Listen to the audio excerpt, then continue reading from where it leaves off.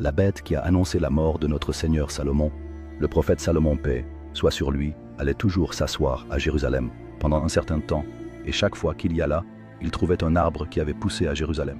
Il pouvait parler aux arbres, alors il leur demandait leur nom, et elles lui répondaient. Il exécutait ce que l'arbre lui demandait. Si c'était pour un remède, il l'utilisait comme remède, et si c'était pour des fruits, il l'utilisait comme fruit. Un jour il trouva cet arbre et lui demanda son nom. Elle répondit que son nom était Krouba et qu'elle était devenue pour la destruction de Jérusalem. À ce moment-là, le prophète Salomon, paix soit sur lui, comprit qu'elle n'était devenue que pour sa destruction puis celle de Jérusalem. Il l'arracha de son emplacement et la replanta ailleurs, puis il continua à adorer à Jérusalem, où il s'appuyait sur son bâton. Et les démons craignaient Salomon, paix sur lui, car il combattait les mécréants et les polythéistes, et il combattait les sorciers. Il s'emparait de ce qu'ils faisaient de magie et de sorcellerie et les enterrait sous son trône. Et les derniers instants sont arrivés. Le moment de la mort de ce roi, qui possédait un grand royaume qui avait construit Jérusalem de manière majestueuse. Salomon, paix sur lui, a ressenti qu'il allait mourir, mais il savait que s'il mourait, les démons corrompraient à nouveau la terre et seraient libérés de leur prison. Et les démons, lorsque Salomon, paix sur lui, entrait à Jérusalem, avaient peur d'y entrer. Si un démon entrait alors que le prophète de Dieu priait à Jérusalem, il brûlait immédiatement. Quand Salomon, paix sur lui, sentit qu'il allait mourir, il prit son bâton, s'y appuya et commença à prier dans la mosquée Al-Aqsa.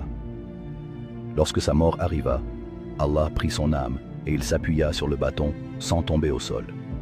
Les djinns et les démons pensèrent que Salomon était toujours en train de prier. Parfois, il restait des mois dans la mosquée Al-Aqsa, se consacrant à Allah, le Tout-Puissant, donc resté debout, et son corps n'a touché ni la terre ni les animaux. Pourquoi? Parce qu'il est un prophète, et que les prophètes ne sont pas touchés par la terre ou les animaux, car Dieu Tout-Puissant les protège, même après leur décès. Il cesse d'appuyer sur son bâton, et les démons ont pensé qu'il priait effrayé. On dit qu'il est resté dans cet état pendant une année entière. Mais que cesse-t-il passé? La bête de la terre a commencé à ronger le bâton jusqu'à ce qu'il devienne mou. Alors Salomon, paix soit sur lui, est tombé.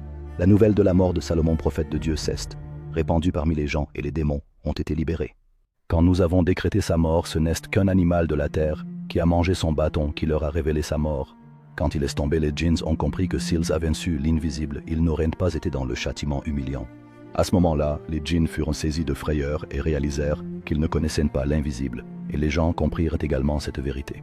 S'ils avaient connu l'invisible, ils auraient su que le prophète de Dieu, notre Seigneur Salomon, était mort, et ils ne cessèrent de travailler dur et de subir des humiliations pendant 1 an comme il est rapporté.